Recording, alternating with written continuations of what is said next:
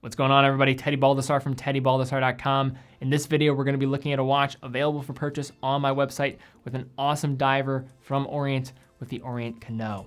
So at any point throughout this video, you want some more information, we'll have a link down below with the product page where you can also purchase the watch. But in addition to that, also a link where you can book a call with me if you have questions about this watch or any other watch on my website for purchase, and also could help you out if you are looking elsewhere and can get you in the right direction. So guys, let's take a closer look at this watch. Now for a rundown of the specs here, we have a case size 44 millimeters, thickness 12.9 millimeters, lug width of 22 millimeters, lug to lug of 49.8 millimeters, water resistance of 200 meters, movement is an automatic Orient F6922, crystal is mineral, and for a price we have $235 to $255.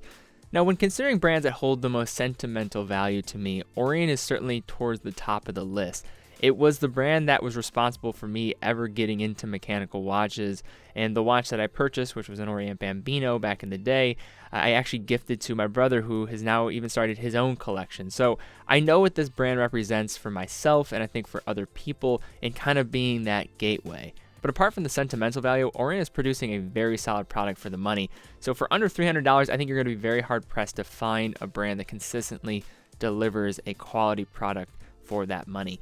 And now after handling over probably thousands of watches now over the last couple of years, I've come to only respect Orient probably even more now, just given the amount of value that's being driven with their pieces. And today we're looking at a watch that perhaps doesn't get as much appreciation, and I think a lot of that comes as a byproduct of a watch that was released alongside with the Orient Kano. So the Orient Kano is a great looking dive watch produced by Orient a couple years back. First here, the thing that's going to stand out the most is going to be the case size, as it is a bit larger than the traditional Orient divers out there.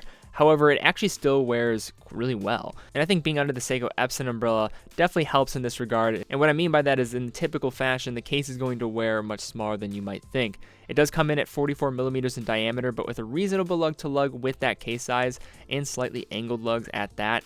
Small crown guards, and for a very thin case for diver standards at 12.9 millimeters.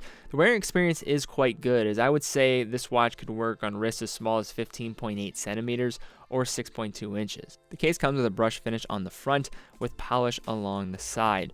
Along the right side of the case, we have a larger crown and crown guards that actually are sized appropriately, unlike the Komatsu. The crown is screwed down to assist in 200 meters of water resistance. It operates in typical fashion, featuring hand winding at the first position when unscrewing, changing the day and date at the second position, and then changing all the hands while stopping the second hand at the third and farthest out position. The watch that I'm reviewing today is this black variant and comes on this silicone strap, which if you do go for, you're going to save $20 in comparison to the bracelet version. The silicone strap on this piece does leave a little bit to be desired, but it's not terrible. I would look for probably some third-party options to really maximize the look of this piece, because especially this black version, I think there's a lot of upsides, maybe looking at some different NATOs, maybe some different color rubber straps, maybe even putting something on a two-piece nylon, for example, could also look good. The bezel action on this watch is probably one of its stronger attributes, as it rotates very smoothly. It's incredibly easy to grip as well, something that I can't say for every Orient watch on the market. However, this one is going to come down to kind of personal preference. It rotates at 120 click, and the bezel features a matte finish that works well with the more glossier elements on the dial. It does not have a loom pip, which could be a point of contention, but this is not an ISO certified diver, nor is it really trying to be one.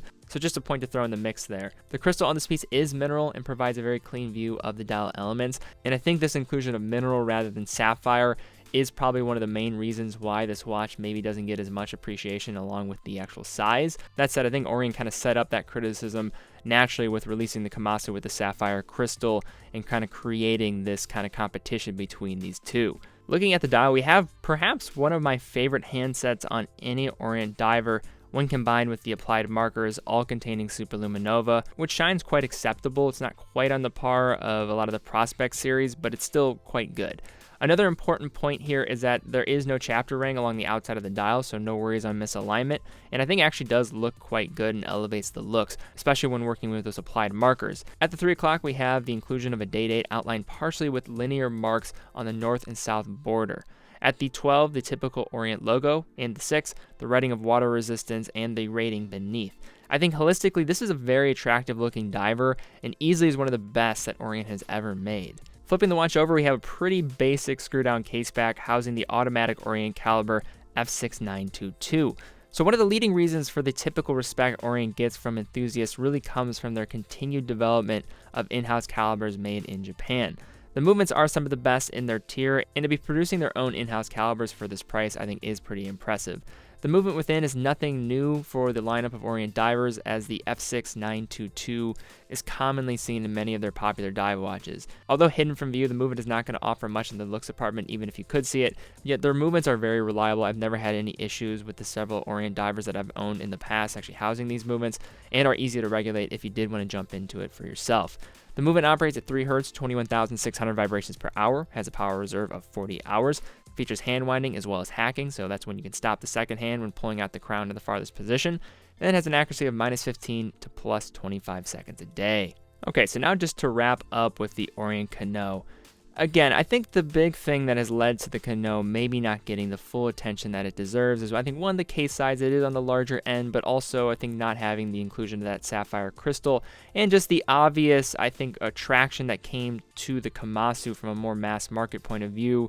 I think the case size was probably a little more appealing to a variety of wrists out there, especially in the enthusiast circles.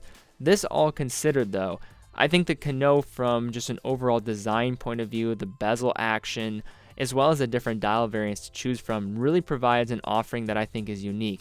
And I think the person that would buy this watch in comparison to the Komatsu is a bit different, given the size and maybe the style that they want to go for. Because I think this one does deviate quite a bit from that watch. And I think, again, you're going to be really hard pressed to find better options available when looking at other brands, because I think Orient just really owns this entry-level diver space, and the Kano is one of their best offerings, no doubt. Well, all right, guys, thank you again so much for watching. If you did enjoy this video, thumbs up, subscribe, hit the bell icon. In addition to that, we'll have a link to the product in the description, but also please book a call with me if you have questions about this piece or any other watch available for purchase on my website. Would love to help you out with your next watch. So guys, thank you again so much for watching. Be well, and I'll see you all very soon.